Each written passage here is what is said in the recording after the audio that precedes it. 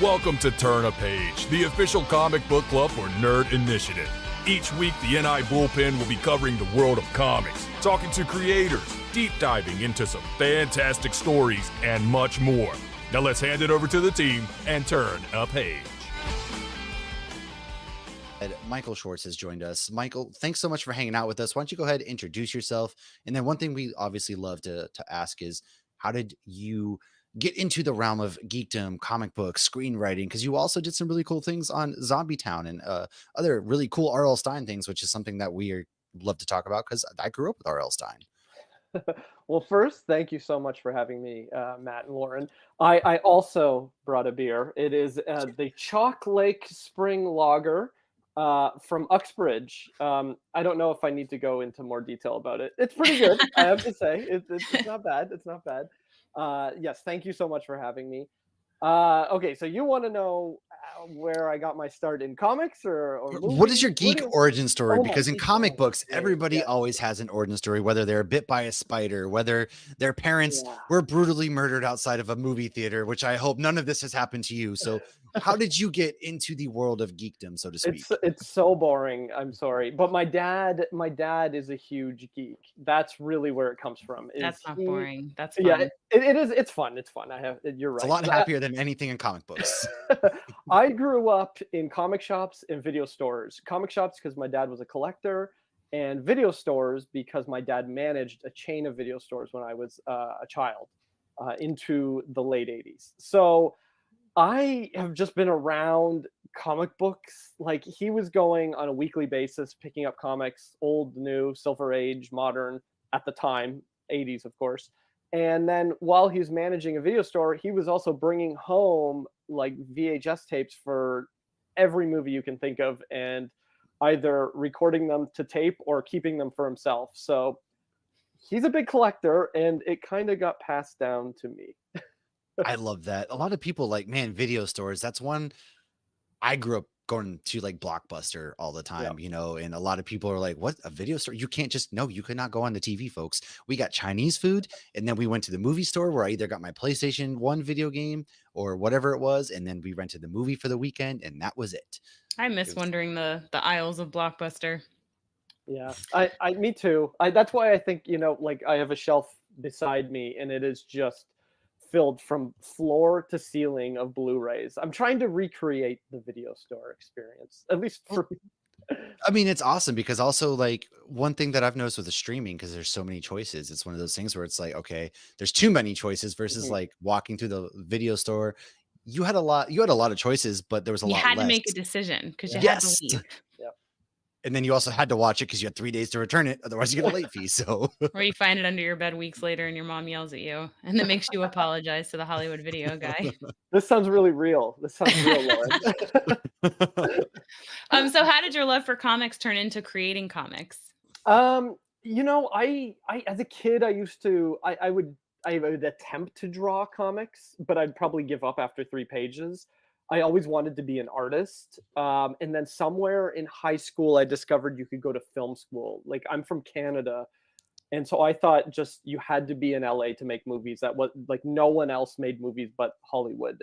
Even though I watched a lot of Canadian television and movies. Degrassi, come on, man. Yeah, but everybody knows Drake got to start there. Of course. But I don't know, maybe I'm not smart or something. It just didn't like, I didn't think about how it got made. And then I had like a guidance counselor say, oh, maybe you'd be interested in film school, because I was making a lot of short films in high school. And I kind of ignored the want to do art and comics and went that way. You know, I've had a love of horror movies and movies in general equally as much as comics. So getting into comics, it was kind of a point where I realized I was just watching or reading so many comics, and you know, there's a whole story behind it. I could go on for hours, but it kind of just felt like the right time. Like I'm you know, I was born in the 80s, and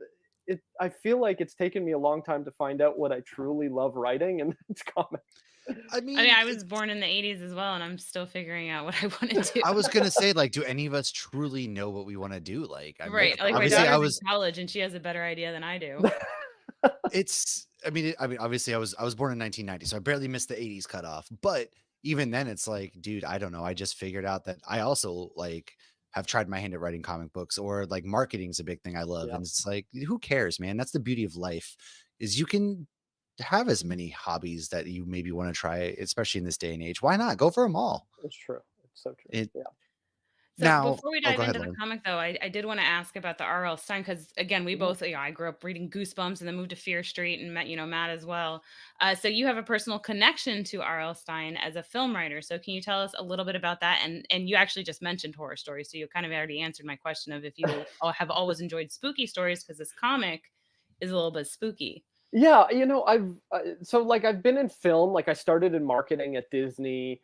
I eventually, do you know the Anna Green Gables series at all? Yeah. Oh, yeah. Yeah. Okay. So I worked for the producers of that series for a while, and then worked at an animation studio. And while at that animation studio, I was working on a movie called The Nut Job, and I became friends. Okay, so you Oh, know yeah. it. My Yeah. kids love that movie. Yeah. Okay. Yeah. It plays a lot on Netflix and stuff, at least up Yeah. Yeah. here. Yeah. So I worked on that movie for like 3 years, and I became friends and began collaborating with the director, Peter Lepeniotis. And after he left, he started working on the second film, but eventually left it. He went to write another movie. I forget how it happened or what happened, but his co-writer dropped out, and he knew I had been pursuing writing, and I had written a few things here and there. And he asked me to co-write this movie with him, and we kind of developed a writing partnership together. And that led to him directing a movie called Gnome Alone. Has Oh, your yeah. I've seen Yeah. that one too. Yeah. Oh, Okay. I Yeah. do know that one. Yeah. Yeah, so that's a Netflix movie, and I got really lucky because I was, I think, working again. My memory's so bad right now, but I feel like I was working on Nutjob 2, and he said he called me and he was like, "We need a rewrite on this movie, and I'm too busy directing. The movie right now is 40 minutes. Can you turn it into a movie?" And so that was my big break. It was writing Gnome Alone. So I basically took whatever pieces they had and turned it into a full story, and that's the movie you see on Netflix today. Oh, wow. Yeah, Um, I've seen both of those. That's really dude, that's so cool. It's, like, funny how the life happens that way, right? You just kinda yeah, start one way, and then these doors open, and next thing you know, totally. you're Well, at the doing really cool time, things. yeah, I had an agent, and I was pitching a lot of TV shows, and they were going into development. But they would die, and so this was like an amazing opportunity because it was actually in production, and I got to write it while they were making it. And then from there, Peter and I partnered up, and we just decided, let's just be writing partners. And we've written like a dozen movies for producers that no one has seen yet because they haven't been made. They're either still in development, dead. Being a feature film screenwriter is really tough because it doesn't, like, you work on so much. Like I'm sure you've seen Guillermo del Toro talk about it, where he's like, I have 20 projects in development. He'll talk about the Haunted Mansion or an HP Lovecraft thing, and then none of them get made. That's literally my whole career, is like writing movies that don't get made. And then I don't own the scripts either because I'm being paid Right. to You write sell them. them. Right. Yeah, I have a friend who writes movies, and it's the same kind of thing. He'll tell us an idea, and like 5 years later, the movie might get made. Yeah, exactly. A movie I wrote in 2017 with Peter is now looking like it could go into production in the fall, which is just mind blowing. It's boggling my mind right now because the story of the making of this movie might be more interesting than the movie itself. Um, but anyways, from there, Peter got the opportunity to direct a live action movie, and that was Zombie Town. But similar to No Malone, the script had just been around for years. The Zombie Town script, it was like every writer took a stab at writing it. And the draft Peter and I were given was like, what is this? I almost convinced him not to do the movie. I was like, you cannot direct this. I don't understand the first 5 pages even. And so he said, well, would you do it if if I could get you paid to rewrite the script, would you write it with me? And I was like, of course. Money, I'll do anything for money. Yeah, I mean, I get it. As a writer, especially writing movies and things like that, a lot of people don't realize that, like, you get paid for the script one time typically, and that's like the whole point of like the writer strike that we just went through is like better thing for you guys, man. And so Totally. that's Yeah. And I was, at the time I was working in visual effects, so that's something else I do on the side as well, because writing in general is like, yeah, you can get paid well sometimes, but it it's like feast or famine all the time. And so I Yeah. had a really good job, and I was working on this zombie town. And so this is a funny story. I don't know if you want me to go on this tangent, Oh, but I absolutely do. We love okay. tangents. Um, Yes. the producers could only afford to pay me for 10 pages. So Peter said, I know it's such a low rate, like I won't even take a cut of it. We'll just write like the 10 pages. That's all they're allowing. And so I was like, okay, I'll do 10 pages for that. I could use some extra cash. But then as I got into it, I was like, we cannot just write 10 pages. We have to rewrite the whole movie. And so we sat down together and just completely replotted the movie. But there was like a lot of restrictions. Like sets were being built, the locations were locked, so we had to use what was already there. Oh my They gosh. had no actors attached but two. And yeah, we basically rewrote the script in, I think, 2 weeks. And then he went immediately into pre-production. R.L. Stine signed off on the script. He was like, gave the thumbs up. And then while we were on set, back to your question, Lauren, we got to meet. We were supposed to have him on set. Actually, he was going to play a role in the movie, a very minor like cameo, but he Right. couldn't make it to set because we were shooting in the middle of nowhere in Canada, Sudbury, Ontario, far north. It's like a mining town. They mine for nickel up there, or they used to. Hmm. I don't know. So he couldn't make it. So we had a Zoom call, and that was the first time I met R.L. Stine, was over the Zoom call.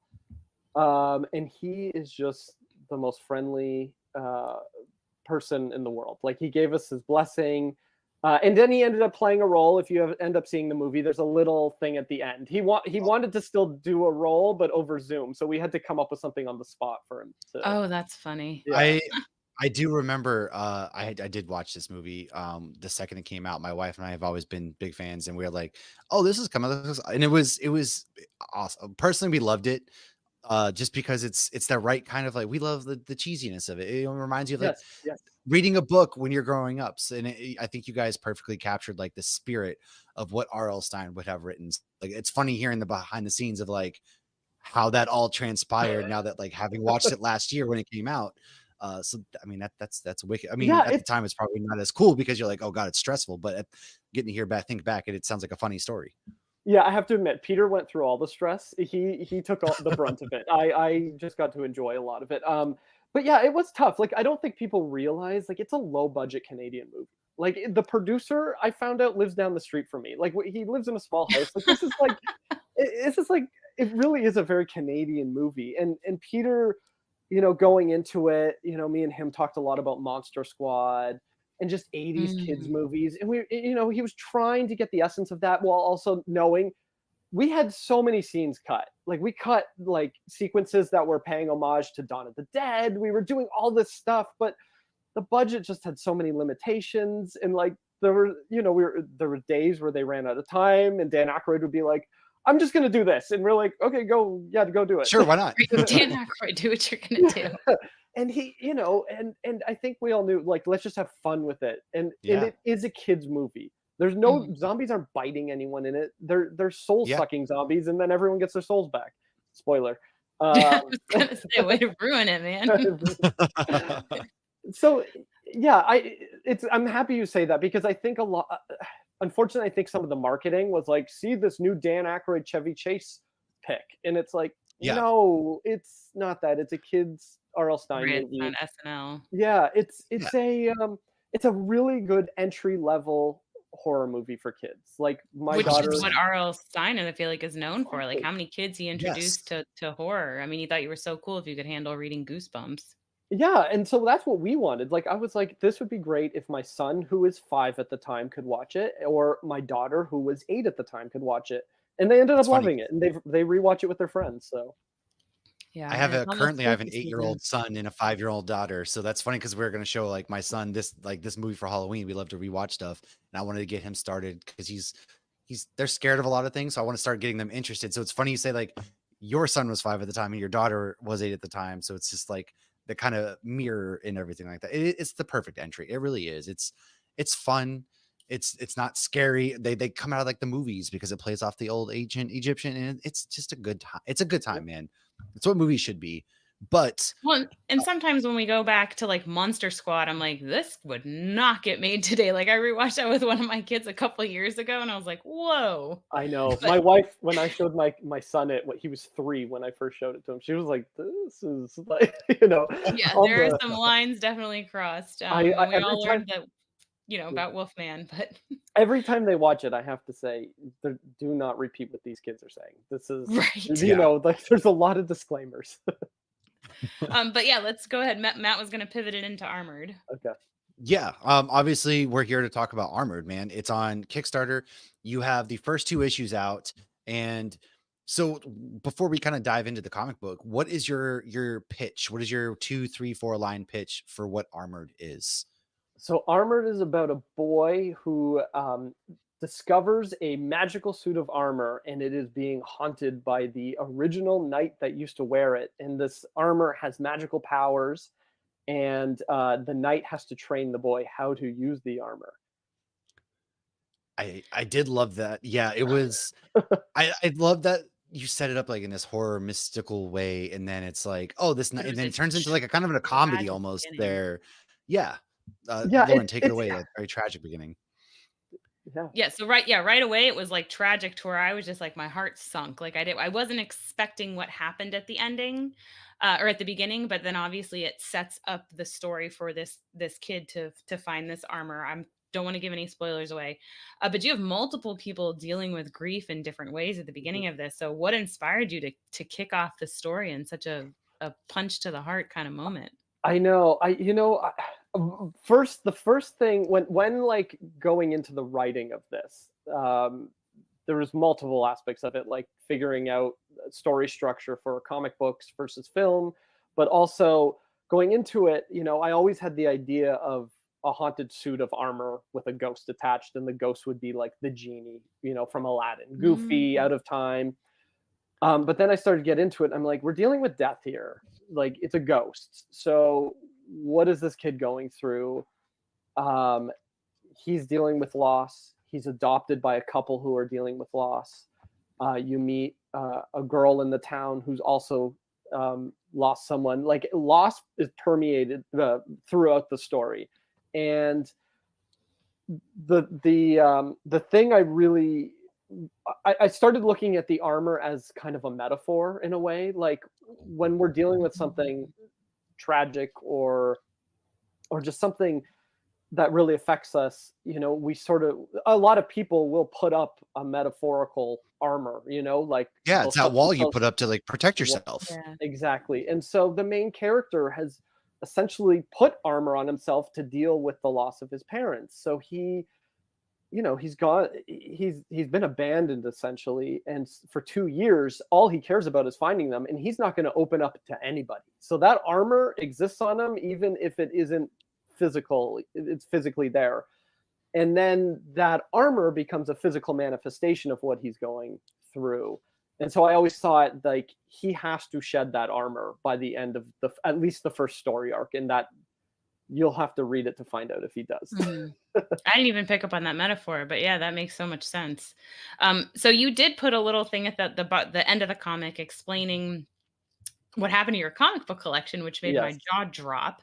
Yeah. But it also helped because you said you had the story for a while, but you weren't sure which form you wanted Mhm. to kind of explain it in or tell it in. So can you tell us what happened and what led you to choose to do this into a comic book form?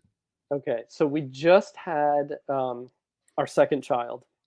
So this is going back a ways. It's like 6 years ago, and sleep deprivation. Both of you have kids. You Oh did yeah. don't get a lot of sleep. Oh yeah. We had a sound machine going. He wasn't sleeping. We finally were sleeping, and it was one of those nights where the kid actually slept through the night, and someone broke into our garage, and that I had all my comics being stored in there just because I was cleaning out. Actually, this back room is where all my comics are stored now, but I was cleaning it out, and I put them all in the garage. And they broke in. They stole every single box that was in there. They stole. I had about a collection of probably 300 to 400 posters. They stole probably 150 movie posters. They stole winter stuff. They stole my wife's American Girl dolls. Yeah, from her childhood. Look at Lauren's face. My Kirsten Lauren's a doll's right up massive. there. I was gonna say Lauren, like that is very sentimental to Lauren as I well. just Like got that. my first Kirsten doll for Mother's Day because they just re-released her, and because it was like I'd never got her in the 90s. I was always told she was too expensive. I read all the books. Like, that's crazy. Okay, so I we're mean, gonna comic books is- we'll oh, need to God. do a follow-up interview Yes. where I'll bring my wife on, because it sounds like she's gonna need some therapy along with, like, she's still. I think it's hard to get those originals, right? Yeah, And she's replaced it, but you it's not get the it, you same. buy it from someone on Like Facebook Marketplace, and it it's turns not the out it same. was like the '90s version. It's not the original, so it was Even it if was it is the original, devastating. though, it means something different because, like, again, you said this from her childhood. Like, those are memories that have been Yeah, built in, like, throughout her life. So it's like that's money come and goes, but like memories are irreplaceable. So like I can only totally. And imagine. Who steals those kind of things? Like, that's like they took they're clearly everything. stealing them to resell, because I feel like Yeah. somebody who would love an American Girl doll or would love comic books isn't that evil, I would hope.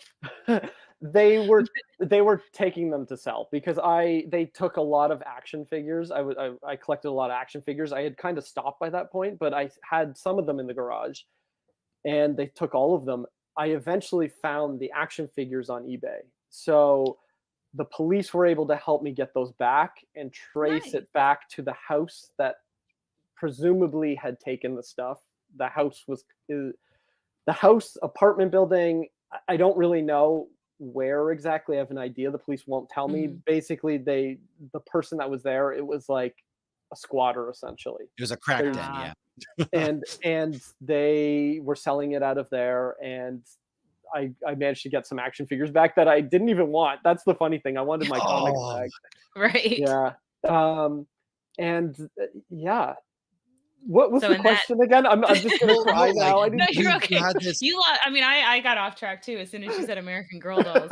But no, it was because you had this story for a while and you weren't sure if you Yeah. wanted to do a film or comic book, and so this led you to almost Well, re-falling in love with comics. at first I told my wife I'm never collecting a comic again. I've had pull lists at different comic shops around Toronto, in my hometown in Cambridge and Waterloo, and I said to myself I'm done. But then within a few months, I saw people on Facebook Marketplace, like they had comics that I had as a child, and I was like, oh, I'd like Silver Surfer back.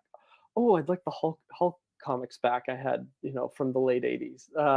And then I was just buying them, and I found a pawn shop near my house that sells 50-cent comics. Every comic is 50 cents. So Wow. I just Wow. started getting boxes and boxes and boxes. And then now that room, you can't even walk in there. It's just filled with boxes. So because of that, I started reading so much. Like, I found myself reading more comics than I was reading novels, movies, watching movies, everything. And I was like, why haven't I told a story in comic book form? And that's when the idea came back to me, and I was like, this idea makes way more sense as a comic than as a movie. Yeah, sure, I'd love it to be a movie or TV show, but like, truth be told, I love it way more as a comic book series. Mhm. So that's where it led to that. But also, after writing the first issue and second issue, I kind of realized, this whole story is about loss. And I'm still kind of, I'm now through the comic, I think I've overcome the loss of my collection. So like, Mhm. I'm so lucky. I haven't lost anyone close to me like the characters in the book have. But I do wonder how much of losing the comics affected the story. Well, because it's Right. childhood, it's Yeah, nostalgia, it's a connection to your exactly. dad even, I'm sure. Oh Um, yeah. Well, a lot of the comics, the boards, right? My dad would take me to comic conventions and then have artists draw pictures for me when I was Yeah. like 6 or 7. So they're all oh, that's gone. so They were cool. all in those boxes. Mm. So now going back to the comic, the art is very dark, very beautiful, and almost like watercolor slash charcoal at times. So was that a decision that you made, or was that something that the artist created on like on their own, how they thought it would be, and how much back and forth was that with the artist? No, well, if you okay, so the art is done by Ishmael Hernandez. He's a Spanish watercolorist, comic book artist. He's fairly new, I think, to the scene. Like he had done a few independents that I think are European, maybe one American thing, but we found him on Facebook on a Facebook group, and my editor was like, "What do you think of this guy?" And I'd seen it, I thought it was cool, and then I showed it to my wife, and she was like, "This is awesome." And between her and my editor, they were like, "You need to go with this guy." And he already has that dark quality to his art. Like it's very moody, and he's an amazing sequential storyteller.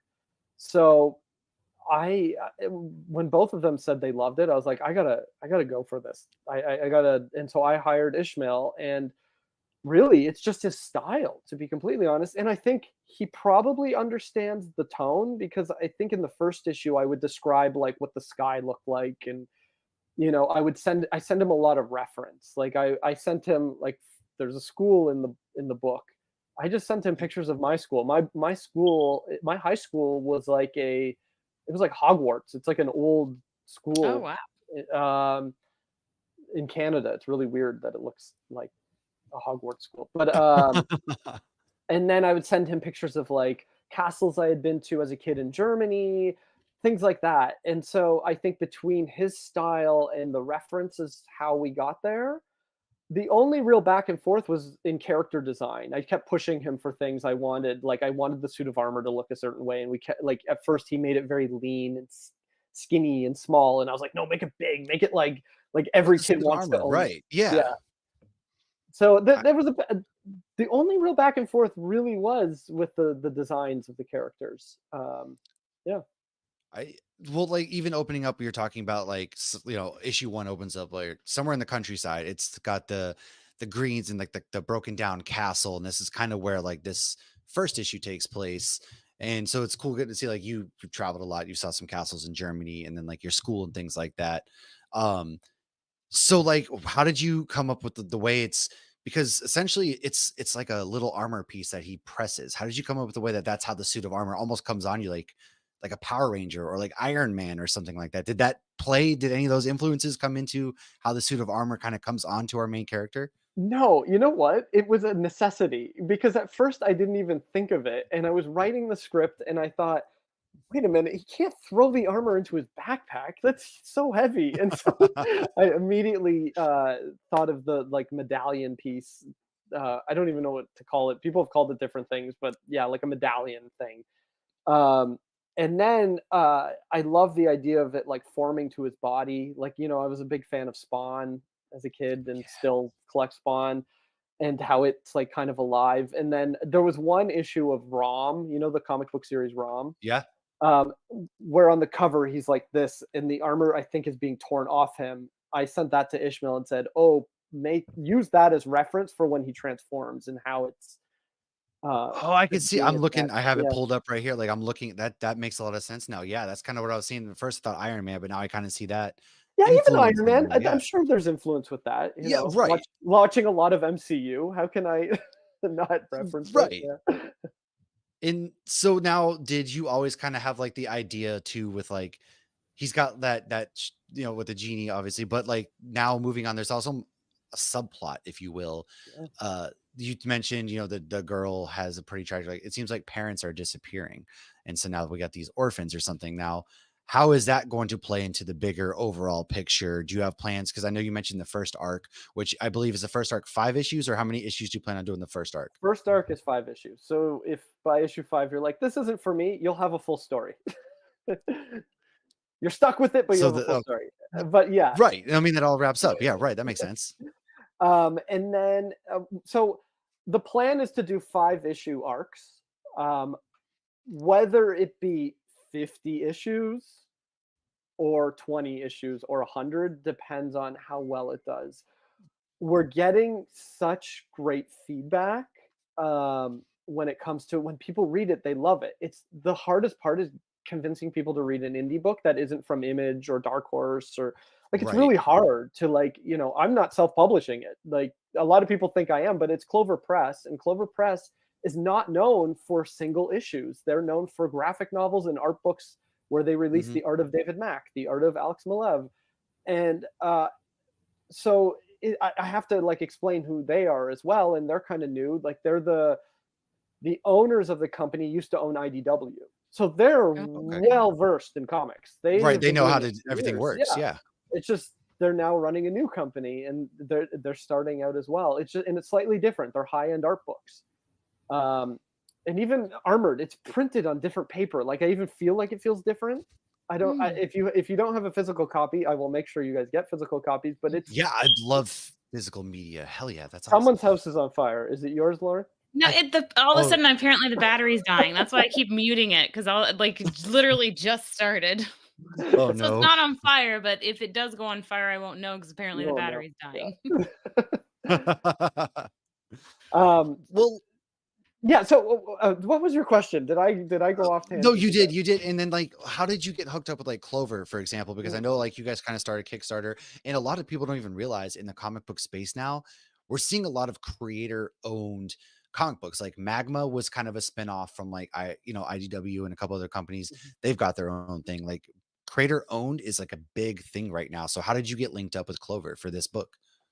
Um, so I love comics, but I don't know them. I didn't know anyone in the industry. Like, I have to admit, I wasn't the type of collector that wanted to get autographs. Like, I'm more of a guy that just wants to get, like, cheap comics and, like, fill holes in the story. Like, I'm all about the story. I wasn't really about the creator. So I'd never really met anyone.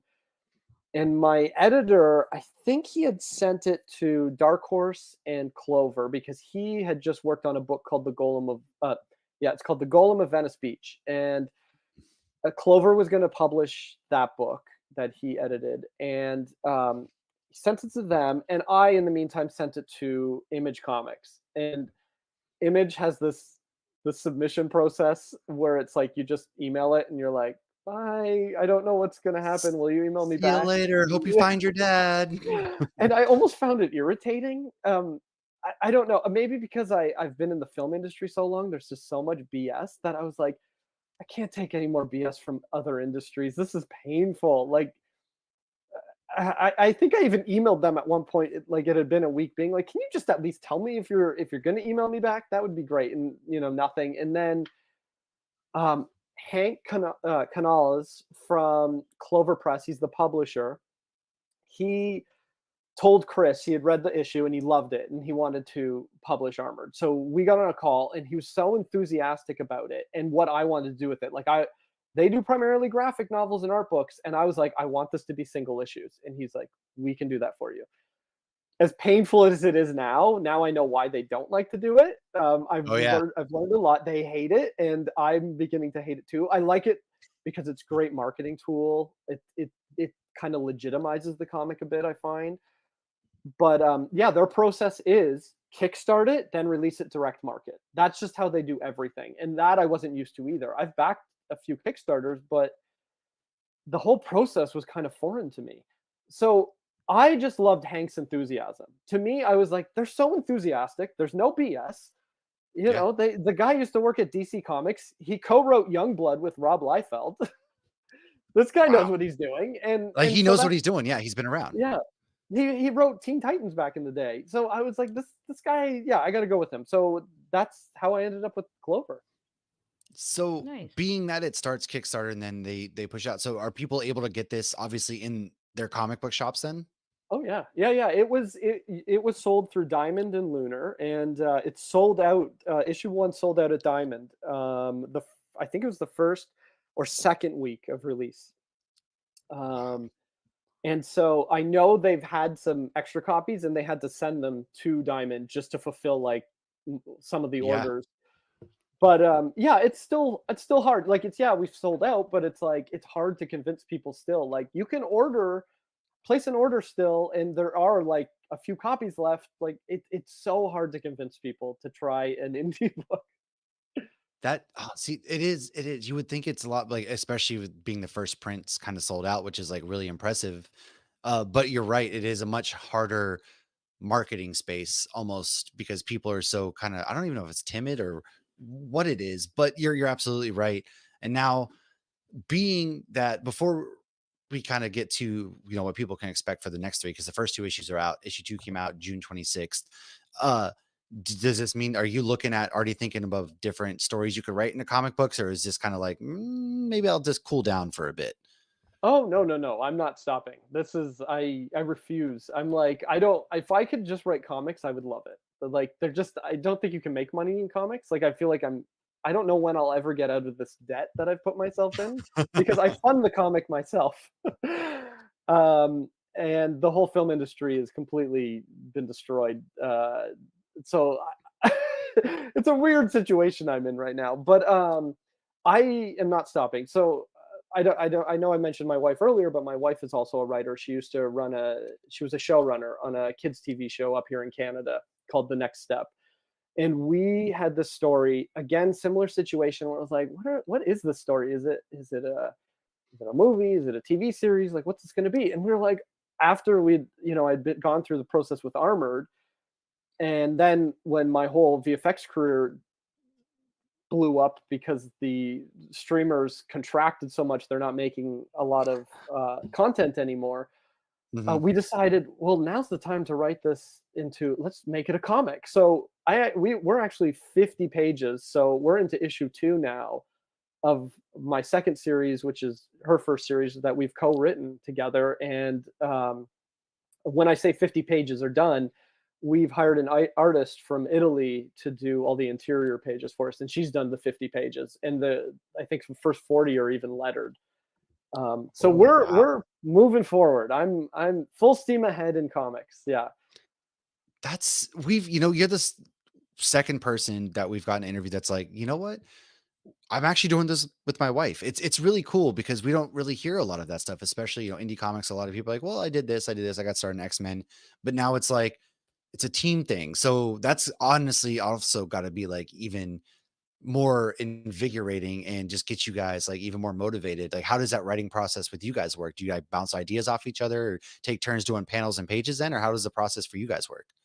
Well, it's interesting because, like, okay, so I write for film, so I work with Peter. It's just me and him usually. But she writes on a team, right? Like, she's the showrunner, so she oversees like a team of writers. So we're already used to collaborating with people. So it was Mhm. a pretty easy process. We broke the story together. It was literally, index cards and pens and putting up scenes and like treating it almost like a movie to some degree, um, but plotting it for a comic. Understanding story structure. Like, we have an understanding of story structure, and we just applied that to comic book structure. And it was just that we plotted it together. We take turns writing the scenes, and then we kind of hop back and forth. Like, I'll take the next, I'll do a pass on the 10, you'll do a pass on the 10, and so it's a bit of leapfrogging. That's oh man, that's so awesome. I always just love hearing, the getting to class, and it's also like bonding time for you guys in a Yeah. way that a lot of people, it's like really cool. And now talking about Armored, I know the first two issues are out. So what can people expect as the next three issues come out and we wrap up this first arc? So things really move in this book. I don't know if I sent you guys issue 2 at all. So you may not have had a chance to read it, have you? I don't know. Think No, we oh my have goodness. My apologies. I should have sent it to you. Oh, I you're good. we are Yeah. happy to support anyway. No, I'm all fine like buying the physical copy. Don't even stress, man. I so things move. Like, you're gonna see, like, within issue 2, we resolve some things. Like, you'll find out what that creature is in issue 2 immediately. Like, I was like, people are paying $5 a comic, and if you're kickstarting it, you're paying $10. Right. So I was like, there has to be story in this. I go to the comic shop every Wednesday, and I come home with a stack, and I'm so sick of picking up a book that cost me $6.99, $5.99, and being like, nothing happened. Why did I just spend this money? And so I was like, I want to tell a full story in 5 issues, and you'll see it moves. Like, the the story of Andy and having to deal with that loss is wrapped up within that 5 issues. We start a brand new story on the final page of issue 5, which leads into the next arc. You don't have to continue if you don't want to, but it really is it's quite the final page that Ishmael has drawn. And it opens up I the whole world of Armored. Like it makes it people that have read the final one are like, I was hoping you'd go there. So, So this is almost like a prologue then, these first 5 issues to like a bigger universe in a way. oh, definitely. Like I could easily do 50 issues, like no question. 100, I would definitely be getting into some weirder territories, I think. But 50, it would be so easy. And then if this book fails, it will be 20 issues. So if it's a But big I mean, failure, yeah. I mean, to translate into filmmaking, I mean, we've got so many movies and stuff out there now that are like, again, in the movie space, 2.5 hours plus. Now, the 90-minute movie is, so to speak, is kind of like a dead thing, but you're kind of bringing it back in comic form. Like you said, this is fast paced. Hey, we're going. I want people to be able to, and I think that's honestly, I love that because issue 1 ends on a cliffhanger, and you're almost immediately like, dude, I need that next issue now. And so you kind of do that and you move it along. I really enjoy that. Give us like the 90-minute storyline in comic books, movies again, because I think you're doing a really great thing with that. It makes so much sense. And I love to see that and just how much excitement there is. And it's a very beautifully drawn comic book. There's a lot of intrigue and mystery. And I love a good ghost story as well. So I know I'm going to be following this myself and hopefully everybody else. I mean, it sounds like you've got a pretty good fan base with, the first prints are out already. Yeah, Mhm. I And feel yeah, sorry, you go, Laura. oh, I was just gonna say I love it. It's a great combination of real life issues mixed with supernatural issues. It was a very good balance. Oh, thank you. Yeah, you know, I'm a big fan of like, like even Stranger Things. Like I love that show, but I do get Yeah. frustrated when there's filler. Like there's so much filler sometimes. Like even I'll find like a full season is like, well, this was filler. We could have just had episode 1 and I didn't want to do that with this. So I hope, I'm noticing I have some real diehard fans already. I just need it to grow a bit more. Yeah.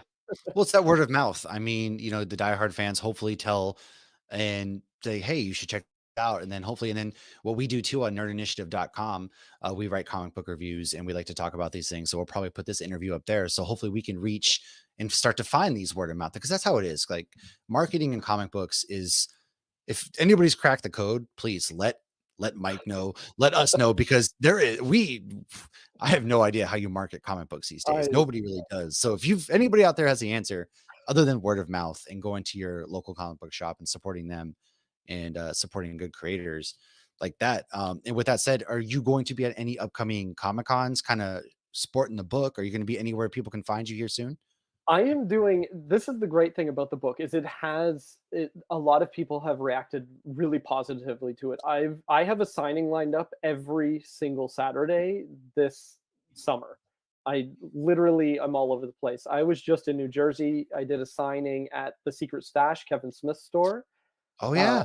that was amazing. So I got to meet Kevin Smith, and the staff treated me like gold, and they acted like I had been doing this for years, which was very flattering. And it's like a Kevin Smith museum in It there. is. He's one of It the is. I got nicest to visit a people few I've ever months ago. gotten. It was like Yeah. crazy. It is.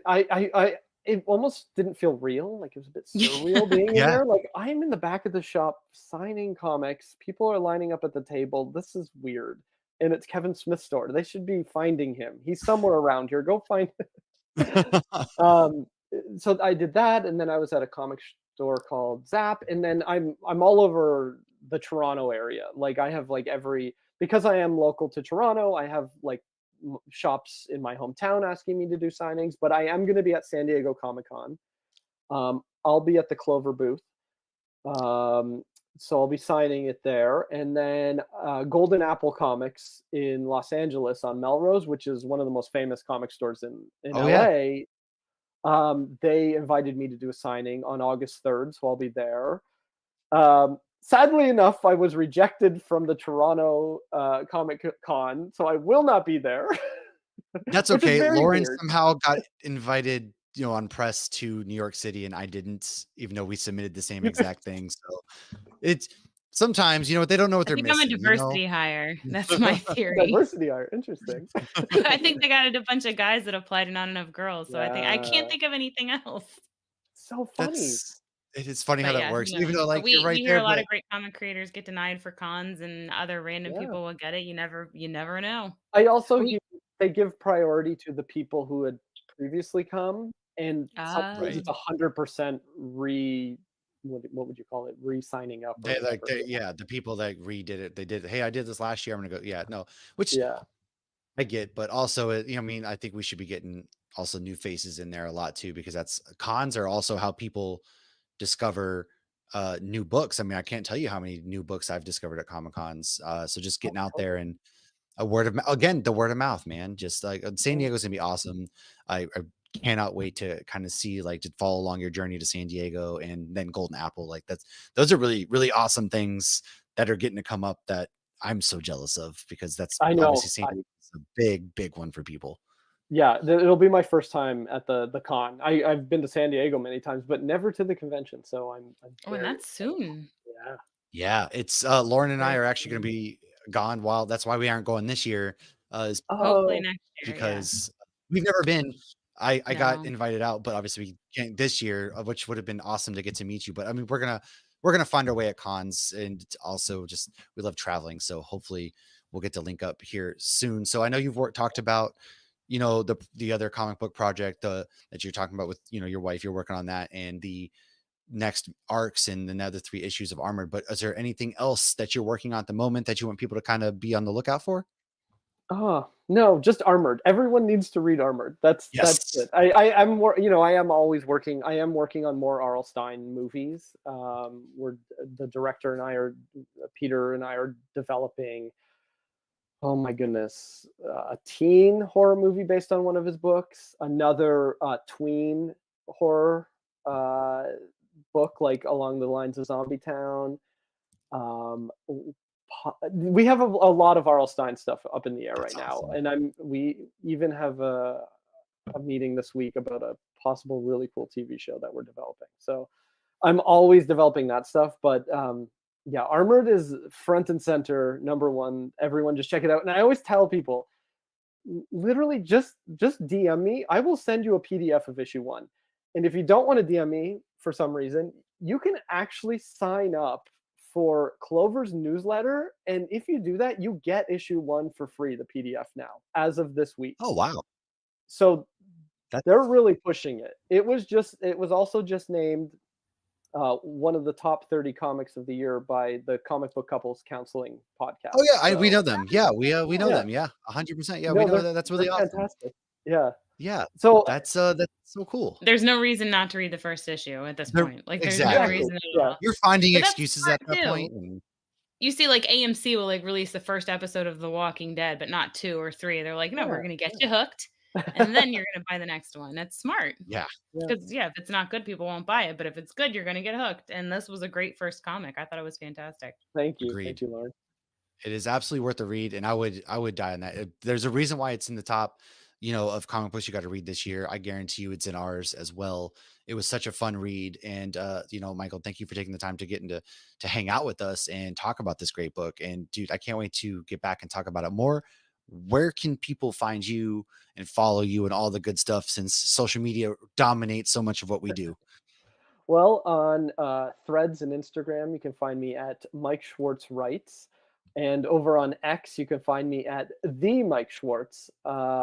Those are probably the best 2 places to find me. Or you can hear me on the Wizards podcast, as you mentioned earlier, the Wizards Yes. podcast guide to comics, where we examine each issue of Wizard magazine. We're currently about to record issue 95 this week, and we're going in order. So we're almost entering the 2000s now. Nice. That is heck yeah, man. Everything's in the show notes. Please, I can't recommend enough, man. Like, seriously, everybody out there listening's gotta check this out. Thank you again for taking time out of your evening and getting to chat. That this was awesome. So thank you again for sharing everything that you shared with us today. And I know Armored is going to be one that we're definitely following and we're pushing ourselves, whether it's on this podcast or Nerd Initiative as well. Awesome. Thank you, Lauren, guys. I really appreciate it so much. of course. Lauren, Yeah. any final thoughts as we wrap up? No, I think we're good to go. I will say there was a little humor in it too, so you don't just Oh, yeah. expect, the scary, creepy stuff. There's a couple of the lighthearted giggle moments as well, which are my Yeah. favorite kind of comics. The gorgeous art, the intense, storyline. You made me feel things, man. I definitely felt emotional while watching it. I I'm giggled. feeling. I hit all of them, and those are the best comic books. And comic books are short, and if you can hit all those things in one, I think it's a great comic. Yeah. So those are my S- final thoughts. Awesome. And I'm gonna Well, go put thank new you batteries in my guys. smoke detector. Lauren's going to take care of her smoke detector. We are going to talk to you guys here soon. Make sure you check all of that out, and we will see you guys later.